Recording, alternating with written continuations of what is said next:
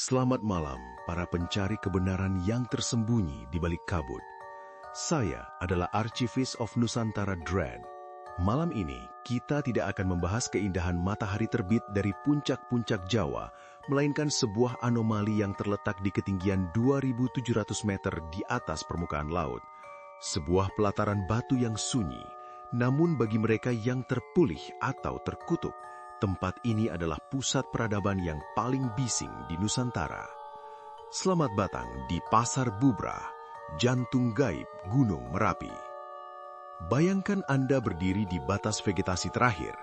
Di bawah kaki Anda hanya ada pasir vulkanik dan bebatuan besar yang berserakan tak beraturan. Angin menderu dengan kecepatan yang mampu merobek tenda.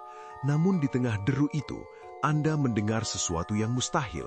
Suara kerumunan orang, suara tawar-menawar, denting gamelan selendro yang sayup, dan aroma kemenyan yang menusuk di tengah udara dingin yang membekukan.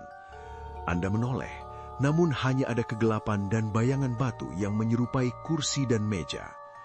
Inilah Pasar Bubrah, sebuah pasar yang rusak secara fisik, namun merupakan pusat transaksi ruh bagi Keraton Merapi. Akar sejarah kegelapan ini bermula jauh sebelum pendaki modern menginjakkan kaki di sini. Dalam naskah-naskah kuno dan tradisi lisan, Merapi bukanlah sekadar gunung berapi, ia adalah tungku penciptaan. Legenda menceritakan tentang dua empu sakti, Empu Rama dan Empu Permadi, yang sedang menempak keris di sebuah dataran rata di tengah Pulau Jawa. Kekuatan mereka begitu besar sehingga dewa harus memindahkan sebuah gunung dari barat untuk menindih tungku mereka agar pulau ini tidak miring. Gunung itu adalah Merapi. Sejak saat itu, api abadi di bawah tanah dan entitas yang mendiaminya dianggap sebagai penjaga keseimbangan tanah Jawa. Namun, kronologi kelam yang sesungguhnya tercatat pada tahun 1006 Masehi. Peristiwa yang dikenal sebagai Pralaya 1006 menghancurkan kerajaan Mataram kuno di bawah pimpinan Raja Dharmawangsa Teguh. Letusan Merapi yang dahsyat saat itu bukan sekadar bencana alam, melainkan dianggap sebagai pembersihan total. Seluruh peradaban terkubur dan pusat kekuasaan harus berpindah ke Jawa Timur. Disinilah teori okultisme mulai muncul. Apakah energi ribuan nyawa yang terkubur dalam satu malam itu menciptakan sebuah residu psikis yang abadi di lereng Merapi? Apakah Pasar Bubrah adalah manifestasi dari keramaian masa lalu yang terjebak dalam lipatan waktu? Eskalasi mitos ini mencapai puncaknya pada abad ke-16 saat berdirinya Mataram Islam. Panembahan Senopati, sang pendiri dinasti, melakukan sebuah fakta gaib yang menentukan nasib Jawa hingga hari ini. Ia tidak hanya menjalin hubungan dengan penguasa Laut Selatan, tetapi juga dengan penguasa Merapi, Kiai Sapu Jagat. Kiai Sapu Jagat yang dalam sejarahnya merupakan abdi dalam setia bernama Ki Jurutaman, bertransformasi menjadi entitas penjaga setelah memakan telur magis Endok Degan pemberian Ratu Kidul. Fakta ini menciptakan sebuah kerajaan tanpa bayangan di Merapi, dengan Pasar Bubrah sebagai gerbang utamanya. Disinilah para abdi dalam gaib bermukim, dan disinilah aturan-aturan mistis ditetapkan. Seiring berjalannya waktu, mitos ini bukan lagi sekadar dongeng pengantar tidur.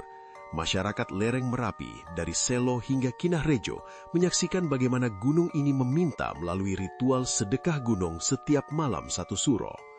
Mereka yang melanggar pantangan di Pasar Bubrah seperti berbicara kotor, merusak alam, atau memiliki niat jahat, seringkali diundang untuk masuk ke dalam pasar tersebut. Mengapa suara gamelan sering terdengar saat bulan purnama? Mengapa banyak pendaki melaporkan melihat sosok kakek tua bernama Mbah Simbarjoyo yang menghilang di balik kabut? Logika kita mungkin berkata itu hanyalah halusinasi akibat hipoksia atau gesekan angin pada celah batu. Namun bagaimana kita menjelaskan mereka yang kembali dalam keadaan linglung dengan membawa emas yang keesokan harinya berubah menjadi batu mentah?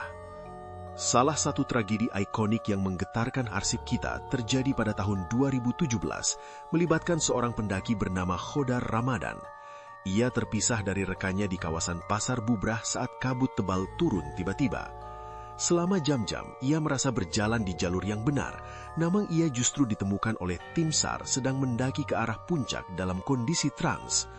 Khodar mengaku melihat jalur pendakian yang ramai seperti pasar, di mana orang-orang berpakaian adat Jawa berlalu lalang menawarkan barang. Ia terjebak dalam dimensi yang tumpang tindih, sebuah ruang liminal di mana waktu tidak lagi linear.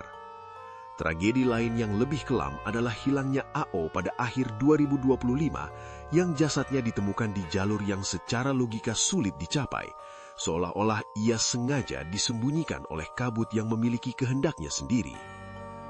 Kesimpulan dari penelitian okultisme ini membawa kita pada sebuah teori yang mencemaskan. Pasar Bubrah adalah sebuah anomali geospasial. Gunung Merapi dengan kandungan magnetik dan aktivitas vulkaniknya yang tinggi berfungsi sebagai baterai jagatan yang memperkuat energi spiritual di sekitarnya. Teror ini tidak pernah berakhir karena Pasar Bubrah adalah titik pertemuan antara kebutuhan manusia akan kekuasaan melalui pesugihan atau fakta gaib dan kebutuhan entitas Merapi untuk tetap diakui. Selama manusia masih mendaki dengan kesombongan dan selama fakta kuno Mataram belum dibatalkan, pasar gaib itu akan tetap buka. Pernahkah Anda berpikir, saat Anda merasa sendirian di tenda di tengah malam yang sunyi di Pasar Bubrah, suara langkah kaki di luar tenda Anda itu milik siapa? Dan jika seseorang menawarkan Anda sebuah batu kecil sebagai kembalian dari transaksi yang tidak pernah Anda lakukan, apakah Anda cukup berani untuk menyimpannya? Hati-hati, karena di Merapi, setiap langkah adalah tawar-menawar dan setiap nafas adalah hutang pada penguasa gunung. Ikuti terus cerita lainnya hanya di Mistik Nusa.